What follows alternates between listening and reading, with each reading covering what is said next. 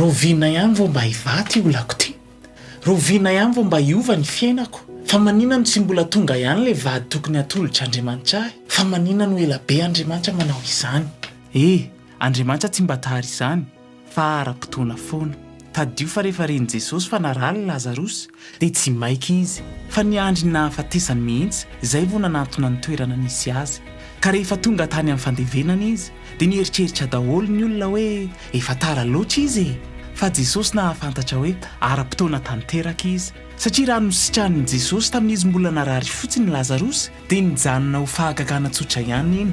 Fa satria izy niandry ary nanangana azy tamin'ny maty dia lasa izany no anisan'ny famantarana sy fahagagana lehibe indrindra nataony, ary maro ny lasa nino azy noho izany.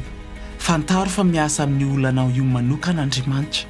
Manao zavatra izay mety tsy hitanao na tsy azonao izy, ka aza kivy tonga lafatra foana ny fotoanany. Eny, na dia tsy azontsika aza.